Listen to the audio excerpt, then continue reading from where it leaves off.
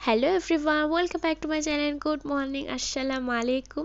তো ওই দিনটা ছিল মানডে। সকাল 6টার সময় উঠেই আগে মাম্মামকে স্কুল পাঠিয়ে দিয়েছি। তো ওর চাচু নিয়ে গেছে স্কুল। তো এখানে দেখতেই পাচ্ছ আমি এটা মানে কিছু ভেজিটেবলগুলো বার করে নিচ্ছি।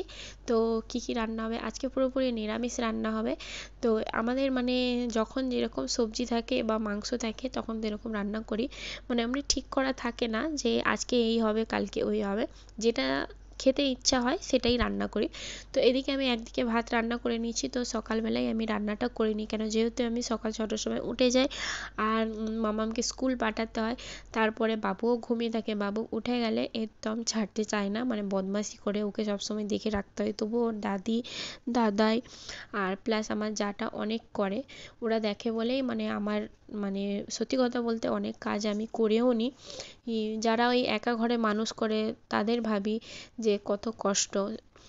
তো যাই হোক, ইনশাল্লাহ সব কিছু হয়ে যাচ্ছে, দিন কেটে যাচ্ছে, আমার বাবুর 1 ইয়ারও হয়ে যাবে।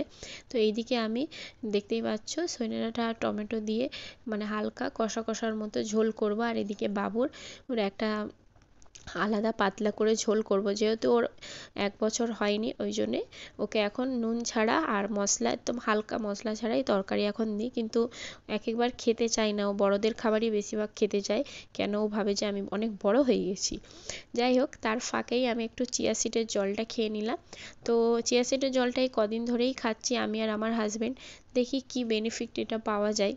তোমাদের যদি ভালো রেজাল্ট বেরায় তো তোমাদের সাথে অবশ্যই শেয়ার করব।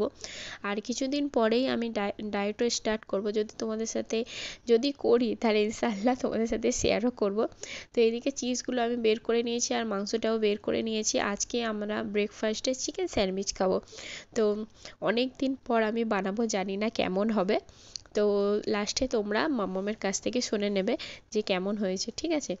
আর হ্যাঁ, অবশ্যই ভিডিওটা যদি ভালো লাগে like and comment share and subscribe করো। তো এখানে ভেজিটেবলগুলো কেটে রেখেছিলাম, কেটে একটুখানি হালকা করে ভেজে নিচ্ছি আমি। আর এদিকে মাংসগুলোকেও কেটে কেটে আমি রেখে দিচ্ছি। তারপর একটুখানি নুন আর ভিনেগার আর হ্যাঁ আদা রসুনের বাটার রস দিয়ে ম্যারিনেট করে রেখেছিলাম। ভেজিটেবলটা যা ভাজা হয়ে গেছিলো, মানে একদম সিদ্ধ হয়ে গেছিলো ভাজা ভাজা হয়ে, তারপর আমি ওই কড়াতেই আমি ভালো করে এই মাংসটা নাড়িয়ে নাড়িয়ে নাড়িয়ে ভেজে নিচ্ছি। এদিকে দেখতেই পাচ্ছ ভেজিটেবলও দিয়ে দিয়েছি, এবার সব কেচাপগুলো দিয়ে দেবো। আমি এই প্রথমবার এই মানে সস দিয়ে করছি।